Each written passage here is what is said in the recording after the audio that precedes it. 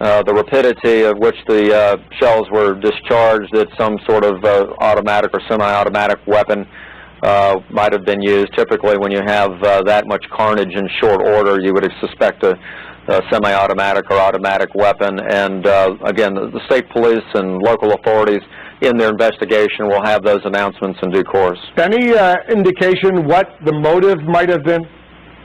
That's the big question, Wolf, that I and the governor and all the law enforcement officers are asking at this point. The relationship of the gunman to the student, questions that everybody wants to know, and unfortunately we just don't have those answers at this time. And as soon as a reasonable theory or motive, if there even is one, to explain such a senseless and tragic loss of life, I think those will be announced. And what we're trying to do now is provide as much legal and medical and law enforcement support to the community. I'm flying down there tomorrow with the governor for the memorial service. Again, I've talked to the president of the university to offer the state resources that we can. The governor's flying back from Asia as we speak to be there tomorrow. And we're going to get all these questions answered in as quickly as a period of time as possible, so that the community, the parents, the families can have the answers they deserve. We've spoken to a lot of the students, several of the students on the campus here on CNN during the course of the day, and many of them are already expressing outrage that the first shooting at the dorm occurred at around 7:15 a.m. The much more disastrous shooting occurred a couple hours later, and we're assuming, as I believe you are as well, that the same shooter was involved.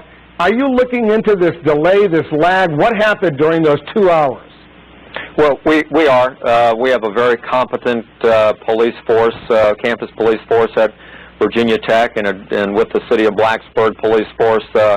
All indications are that they made the appropriate reactions to the scene. It's again early in the investigation. I got a call from the president's office about 9:15, 9:30. to advise me of the first shooting, and of course right after that is when we were advised by other authorities about the other shooting. The links between the two aren't yet fully known. That's a subject of the investigation, Wolf. At this point, I have a nephew who's in the engineering program at Virginia Tech, and obviously I was extremely concerned, and we made contact with him right away to try to assure his safety. But all these questions about the links between the two, what the reaction of law enforcement was, all those will be fully fleshed out in the course of the investigation. I know you got to run. One final question, Attorney General. There was a bomb scare or two in recent days on the campus of Virginia Tech. Is there any indication that those bomb scares were at all connected to the horrific events of today? Don't have any information to confirm that link, Wolf. I can say that this has been a tough year for Virginia Tech. On the very first day of classes this year, they had a incident where an individual shot two police officers adjacent to the campus, and classes were canceled for a day, and now they've got this event. It has been extraordinarily difficult for these young men and women at Virginia Tech trying to pursue their goals and their dreams, and to have such senseless violence. But again, with the bomb threat, we don't have any evidence of any link between that and the actions of the shooter today.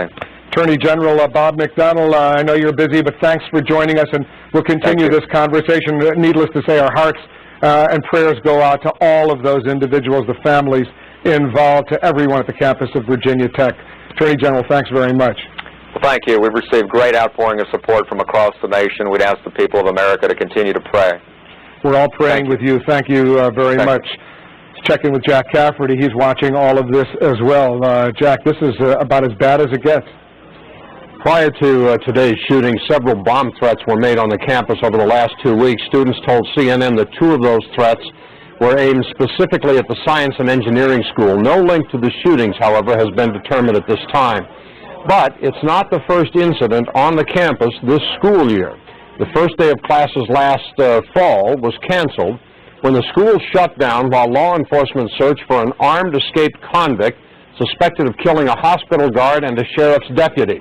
That suspect was eventually captured on an off-campus trail. But these kinds of things tend to have a cumulative effect. And students on campus today who were around last fall may have second thoughts about whether they want to continue attending Virginia Tech. Here's the question then.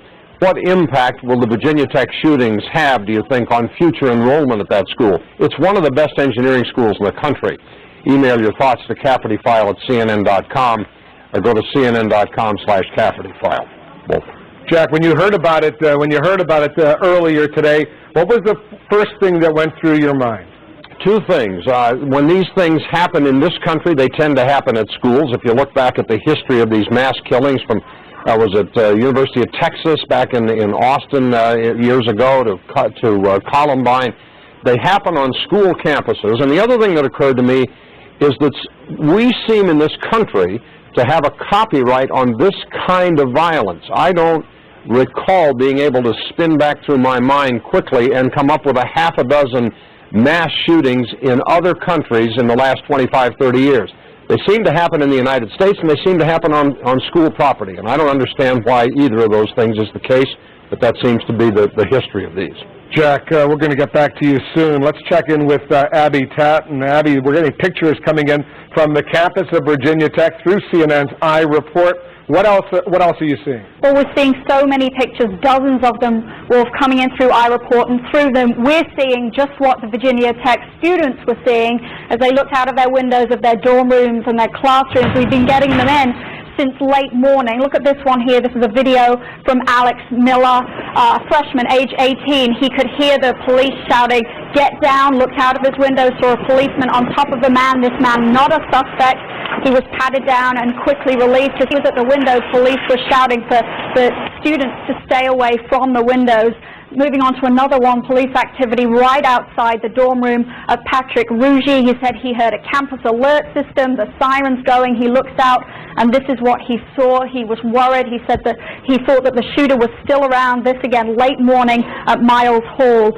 Jason Joseph's photos, he sent in many of them to CNN, them taken from his room or the room of friends in Lee Hall. He recorded swarms of police around, and no police activity on this one from Nancy Love, who is in Durham Hall, her fourth-floor office, but she recorded what she counted as 13 ambulances lined up outside this section of Virginia Tech. And as I said, we've been getting these in. They're still coming in, video and images, a lot of them displayed on CNN.com, and CNN.com/iReport is where you can still submit these images. Wolf.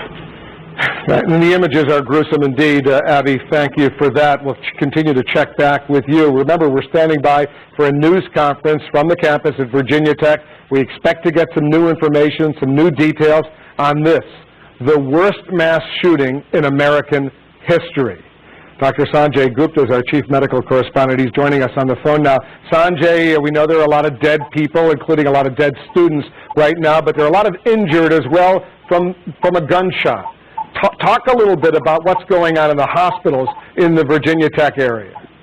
You know, it's a very methodical process when taking care of these sorts of penetrating injuries. We've talked a lot about different sorts of injuries